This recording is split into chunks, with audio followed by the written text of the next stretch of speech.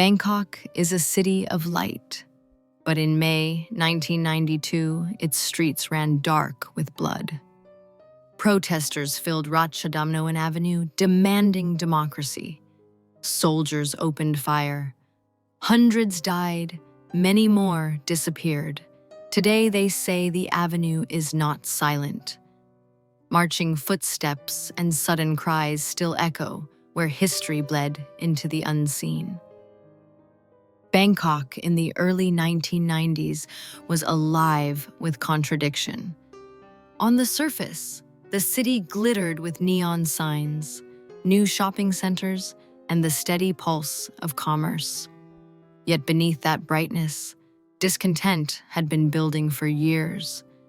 The military's grip on government was tight, and many Thais felt their voices had been stolen. In May 1992, the frustration erupted. Small gatherings began in temples and university campuses. Monks, students, and workers joined hands with families and office employees. Within days, the protests had swelled into tens of thousands of people, filling Ratchadamnoen Avenue, the wide ceremonial road that cuts through Bangkok's historic heart.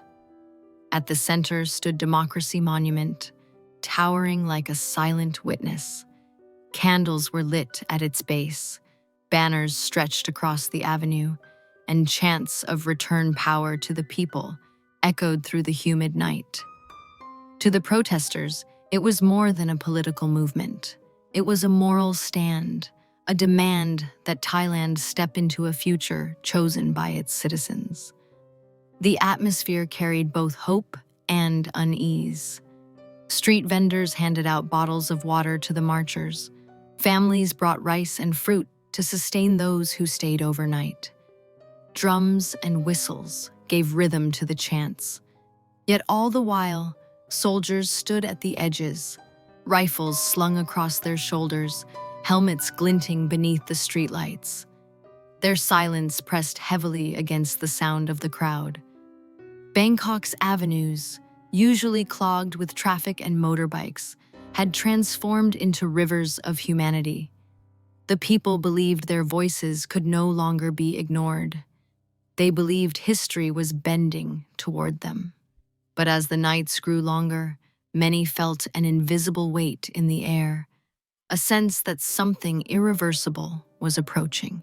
On May 17th, the fragile balance broke. Armored vehicles rumbled into the city, their headlights cutting through the humid air. The government had sent troops to end the protests, and with them came a sense of finality. At first, warnings were shouted. Loudspeakers demanded dispersal. But the crowd stood firm, candles raised like weapons of light. Then came the sound that would never be forgotten. Gunfire cracked across the avenue. Soldiers fired live rounds into unarmed civilians. Chaos tore through the streets. Protesters screamed and scattered. Mothers clutched their children as bullets sparked against pavement. Students leapt behind barriers, while monks stood frozen, clutching their alms bowls as if protection could be found in prayer. The smell of smoke and tear gas filled the air, mixing with the copper tang of blood. Eyewitnesses later spoke of the surreal details that burned into their memory. Streetlights flickering in the haze. Candles knocked to the ground but still burning beside bodies. Pools of red spreading across the avenue like rivers. Some protesters were dragged away onto trucks, never to be seen again. For hours, the streets of Bangkok became a battlefield. The chants for democracy that had filled the night were drowned by rifles, explosions, and screams. By morning, Ratchadamnoen was littered with shoes, banners, and silence.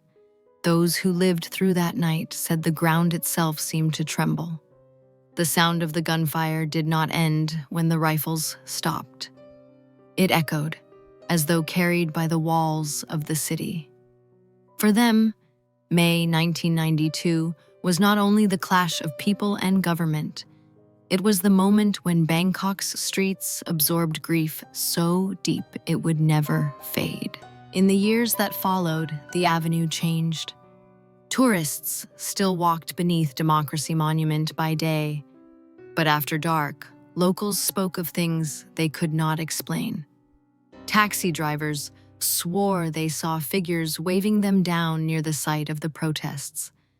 Some picked up passengers who gave home addresses, yet when they arrived, the back seat was empty. Pedestrians described hearing footsteps marching at midnight, the sound of boots against asphalt when no soldiers were present. Others heard voices chanting in unison, crying for freedom, only to fade into the rustling of trees. Shopkeepers near the avenue reported strange activity after closing. Doors opened on their own, radios played static or faint voices when unplugged, and always the faint echo of weeping in the distance. One night guard told of seeing a crowd form in the middle of the avenue. At first he thought it was another protest. Dozens of figures stood with candles, their faces pale in the moonlight. But when a car approached, headlights swept across the street, and the figures dissolved into mist. Monks invited to bless the site felt the weight of sorrow pressing against them. They lit incense and recited prayers, yet many admitted the avenue resisted peace. One said he saw shapes in the smoke, outlines of men kneeling, eyes lifted, still waiting for justice.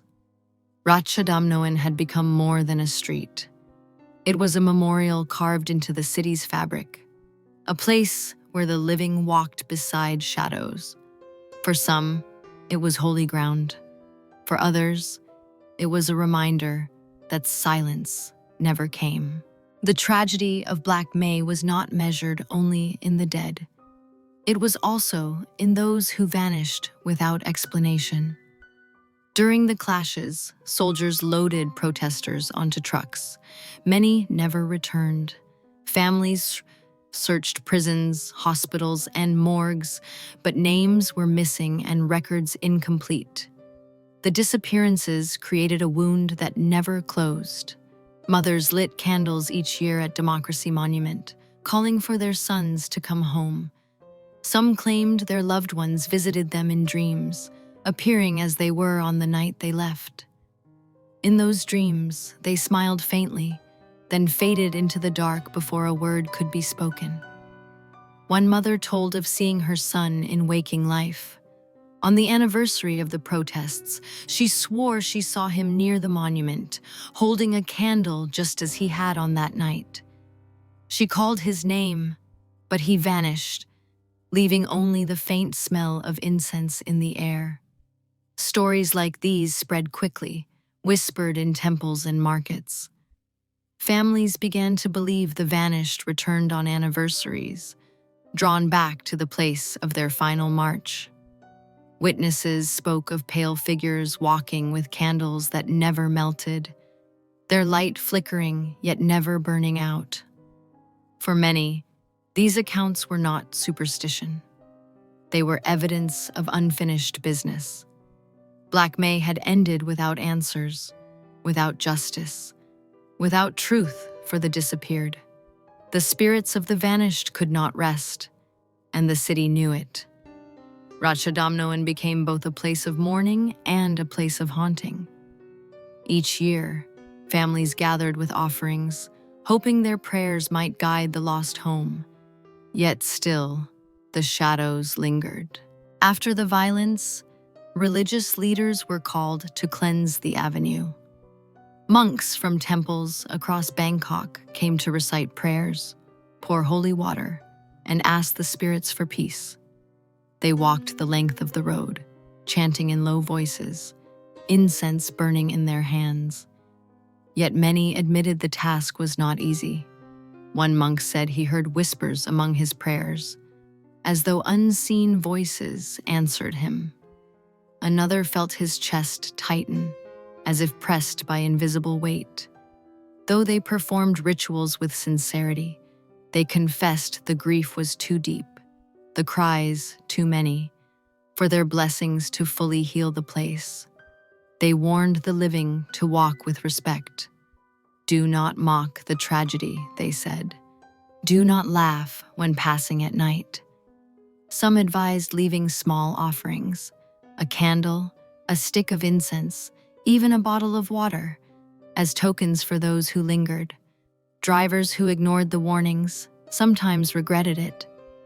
A taxi driver once joked about the ghosts, only for his engine to stall near the monument.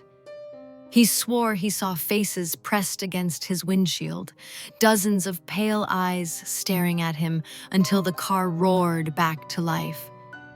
For locals, the warnings were not superstition, but survival.